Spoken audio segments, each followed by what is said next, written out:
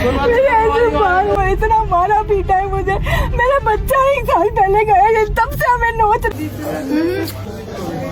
कभी कभी social media पर दिखने वाली मुस्कुराहटों के पीछे इतना दर्द छिपा होता है कि उसे शब्दों में बयां करना मुश्किल हो जाता है। आज हम बात कर रहे हैं यूट्यूबर और फूड क्रिएटर चटोरी रजनी की, जिन्होंने हाल ही में एक ऐसा पोस्ट शेयर किया है जिसने उनके लाखों फॉलोअर्स को भावुक कर दिया। एक तरफ पार्किंग कंट्रोवर्सी, एक तरफ कथित मारपीट और दूसरी तरफ उनके बेटे तरंग की याद। रजनी का कहना है कि तरंग के जाने के बाद से उनकी जिंदगी पहले जैसी नहीं रही। आखिर क्या हुआ है उनके साथ, फिर से चलिए इस वीडियो में समझते हैं। जो लोग चटोरी रजनी को लंबे वक्त से फॉलो करते हैं उन्हें पता है कि कुछ वक्त पहले उनके बेटे तरंग का दुखद निधन हो गया था।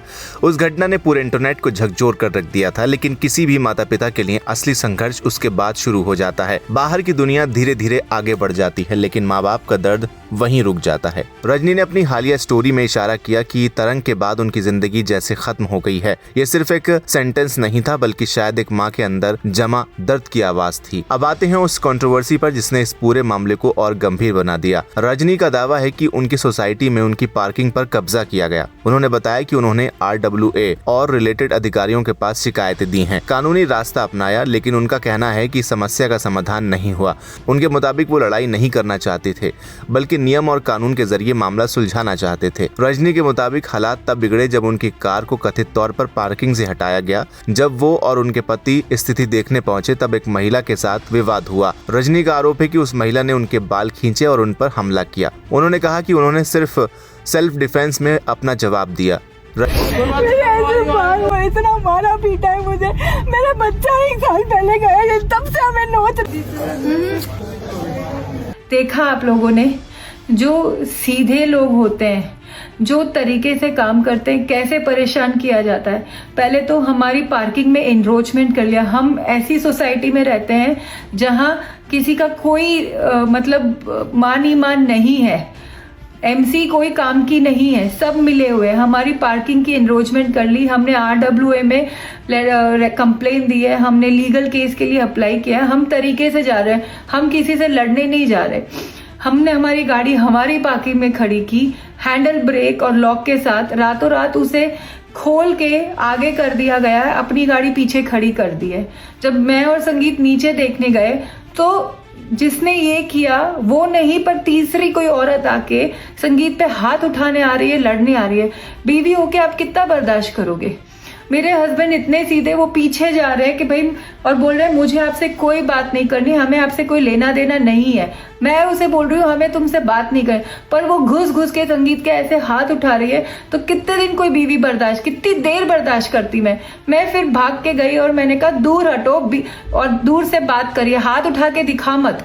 तो उसने मुझे कहा, तो 2 टके की औरत, मुझे धक्का दिया, मेरे बाल नोचे, मेरे इतने मेरे बाल, अगर आप हॉस्पिटल में होते तो ऐसे गुच्छा गुच्छा, आधे से ज्यादा तो मेरे बाल नोच दिए उसने, इतना मारा है। रजनी ने अपने वीडियो में चोट लगने, दर्द होने और अस्पताल जाने की बात भी कही है। उनका दावा है कि मेडिकल जांच कराई गई है और पुलिस को भी बुलाया गया है। रजनी को उनके परिवार ने पुलिस शिकायत दर्ज कराने की बात कही है। उन्होंने CCTV फुटेज जांचने की भी मांग की है। सोशल मीडिया पोस्ट में उन्होंने साफ कहा है कि वो और उनका परिवार डरे हुए हैं और अगर उनके साथ कुछ भी गलत होता है तो जिम्मेदारी उन्हीं लोगों की होगी जिन पर वो आरोप लगा रही हैं। तीसरा बंदा जिसका कोई मतलब नहीं, वो घुस के मारपीट कर रहे हैं, तमाशे कर रहे हैं। और जब थाने में बैठ के बात चल रही तो बोल रहे कि 2.5 साल से जब इस सोसाइटी में हो तब क्या कर रहे थे, अब क्यों उठ रहे हो?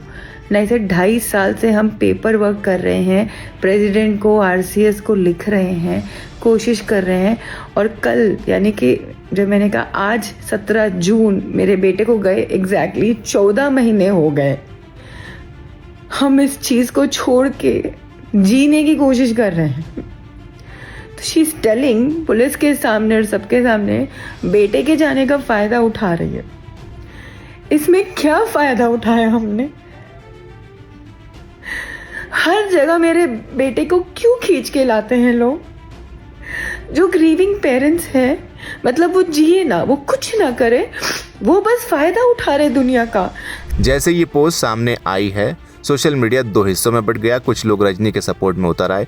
उनका कहना है कि अगर कोई व्यक्ति कानूनी रास्ते से अपनी बात कर रहा है तो उसके साथ हिंसा नहीं होनी चाहिए। वहीं कुछ लोग मामले की पूरी जांच और दूसरी तरफ की बात सामने आने का इंतजार करने की बात कर रहे हैं। लेकिन इस पूरी कहानी का सबसे दुखद हिस्सा शायद पार्किंग विवाद नहीं बल्कि वो मानसिक स्थिति है जिसके बारे में रजनी इशारा कर रही हैं।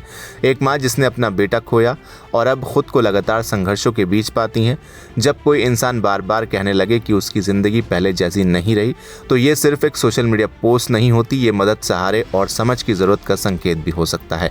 लोगों को लगता है बच्चा नहीं है तो ये खत्म है, इनकी आज पार्किंग हड़पी है, कल हमारे घर में घुस के तमाशा करेंगे और कोई कुछ नहीं मदद करेगा किसी की, सब बैठ के देखेंगे बस।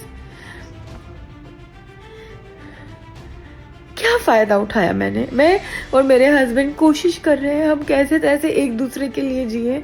हम घर के अंदर रहते हैं, अपना काम करते हैं या सोसाइटी के सीधा बाहर जाते हैं। मैं सोसाइटी में किसी से बोलती भी नहीं हूँ, मैं चुपचाप बाहर जाती हूँ। मैं नहीं कनेक्ट कर पाती किसी से तरन के जाने के बाद, मैं नहीं बोल पाती, ना मैं हंस पाती हूँ किसी को देख के, क्योंकि खत्म है जीने की आस। फिर भी हम दोनों कोशिश कर रहे हैं तो लोगों को ये नहीं सहन हो रहा है। फिलहाल मामले की जांच और सभी तथ्यों का सामने आना बाकी है, इसलिए किसी भी निष्कर्ष पर पहुंचने से पहले सभी पक्षों की बात सुनना जरूरी है। लेकिन इतना जरूर है कि चटोरी रजनी की ये पोस्ट हजारों लोगों को भावुक कर गई। आप इस बारे में क्या सोचते हैं कमेंट सेक्शन में हमें लिखकर जरूर बताएं। वीडियो को लाइक करें, शेयर करें और चैनल को सब्सक्राइब करना बिल्कुल ना भूलें।